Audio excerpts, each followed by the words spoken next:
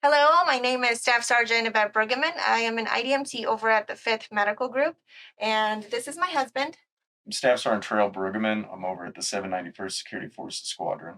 And we are here to bring you some insight into the new medical system that we will be using called Genesis.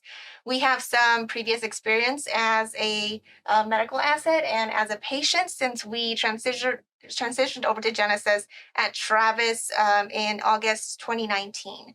So, what is Genesis? Genesis, like I said, is a new medical system. It is going to be a one stop shop for patients and providers alike to be able to set up for medications, labs, appointments, and it should be helping in communication as to our current medical system that we use, which is Alta CHCS, has us switching back and forth. So this is supposed to simplify that process to take better care of our patients. And this transition will happen in April. And it is mostly behind the scenes. It is going to be mostly processes that we change as providers, nurses, and techs versus anything that the patient has to do differently. And with my experience with the transition while we were at Travis Air Force Base was I was currently being seen with pain management with my treatment with that, and I had to get my wisdom teeth pulled out. And the main clinics and dental were using two separate systems prior to the Genesis transition. So with that, it made it a little bit slower, difficult for providers to come up with that like operation plan and also that post recovery plan with your patient, especially when they have pre-existing things.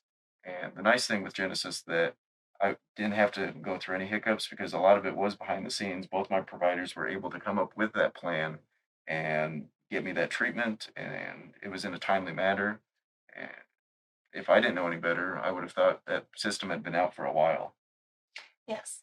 So that is the insight that we were here to share with you. Again, this transition will happen in April. It will be mostly behind the scenes and nothing for patients for you to change or do yourselves, except be patient with us during this change. That is all we have for you. Thank you so much.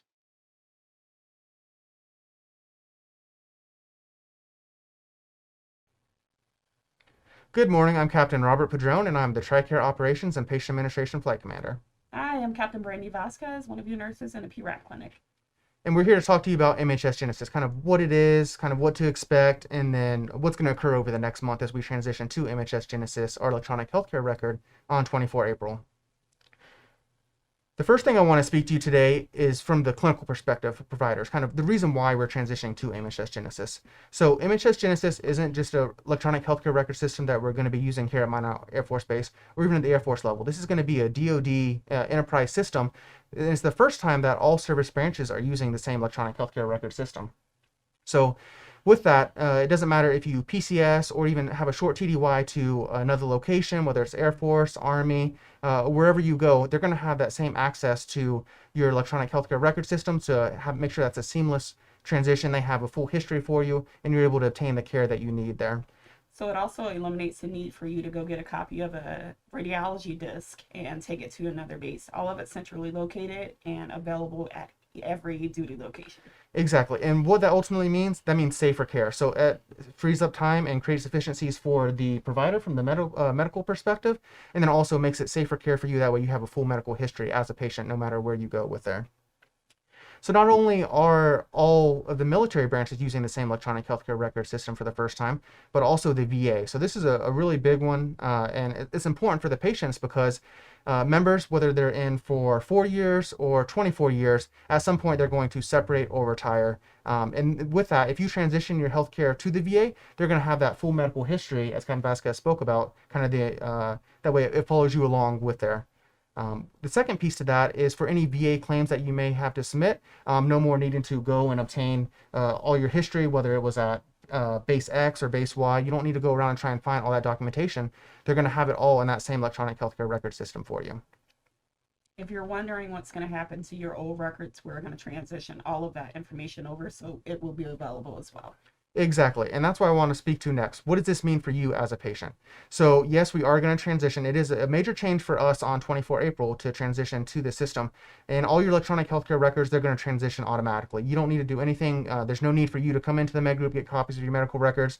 Everything will be integrated on our end. So, your medical records, your dental records, everything will be in this one single system, again, to create those efficiencies to make sure medical record isn't misplaced or perhaps in a different system, and that way the providers have access to the complete medical history from there. Another big change for the patients is going to be the MHS Genesis patient portal. So this is definitely a big plus for the patient. So with this system, it will replace some functionality of TRICARE Online, where you can communicate with your provider, secure messaging, relay health, but you're not losing any of that functionality. And it may just be a different location where you're getting that information at. So with the MHS Genesis patient portal, you can view any lab results, view your entire healthcare medical record system, make appointments, view appointments, securely communicate with your provider, all in one system from the comfort of your home. So again, I want to just emphasize that you will not be losing any of these functions. And again, it's just to add that added benefit to the patient as a whole. Again, following the theme of the project, kind of taking and streamlining the entire project, not only do you see your medical aspect from Patient Portal, but you can also view and update your demographics, so your phone number, your address. So if you move or update a telephone number, you can take and update that information all in the same system, which is fed from DEER. So again, trying to streamline that access so you don't have that different information flow into, or different information coming from different systems. So again, making it easier for the medical group to contact you to make sure we can take and transmit any information that we need to you as well. So the next question may be, when does this all become available? So don't worry, there's not going to be any delays or any different stages rolling everything out.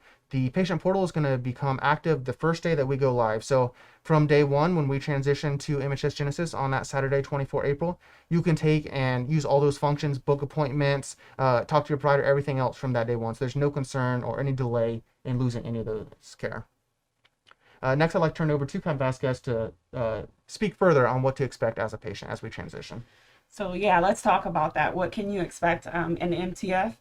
Basically, the transition is going to take a bit of an effort from our staff, meaning that you can expect a little bit longer wait times for appointments. Our appointments are going to be temporarily reduced at first.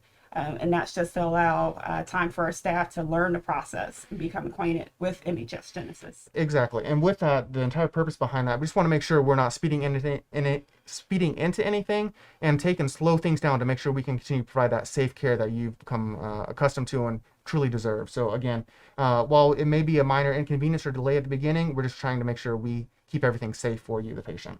So we would ask that you schedule your preventative appointments right now, especially before the 16th of April.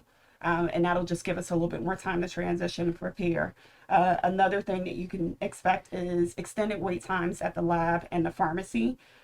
So we recommend that you go in right now and complete any of those outstanding labs or pick up any prescriptions right now. Send in those requests right now to your provider to have that medication refilled. So that's one less thing that we'll have to worry about during our transition time. Exactly. And with that transition, it's going to be a complete new system for us. So if you have any current prescriptions, lab orders, referrals, anything like that in the current system, you may need to take and get that replaced if you don't utilize that before we go live on 24 April. So again, if you could come in, it would help us from the med group, and then also help you as a patient. That way you don't have to come in, make another visit to get another lab or whatever healthcare that you may need. So again, the key date here is 24 April to remember. I do want to stress that the number of appointments will be decreased in MTF. So just a reminder that if you are dependent, you can go downtown as long as it's within the TRICARE network. And we encourage you to do so. Active duty, not the same exactly for us. You need to make sure that you speak with your provider to get a referral authorization.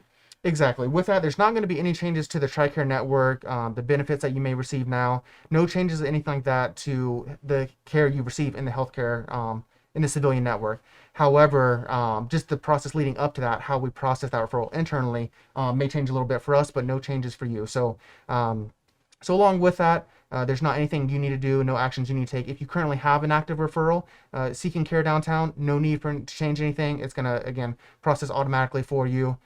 With that, no change to benefits. You're not losing any functionality being able to go downtown. And again, just emphasizing that no TRICARE benefits are changing. The local network, as far as if a provider is a TRICARE provider or not, that's not changing either. This is something internally to the DoD as far as how we record and document your healthcare. And speaking of referrals, I encourage you to call the nurse advice line if anything comes up and you can't get in for an appointment due to us having limited appointments. Be sure to call the nurse advice line 1-800-TRICARE. Exactly. With that, we're still here. We will have a decremented schedule, so there may be some moments where things have slowed down for our end. So I just want to thank you in advance for your patience. It is going to be a big transition for us, so we anticipate there may be some delays, especially in regards to booking appointments, the lab and pharmacy waiting areas, anything like that. So I just appreciate your understanding exactly during this time. With that, if you ever have any questions, you can always contact us. We want to make sure it's a successful transition for you as well. But again, just thank you for your time.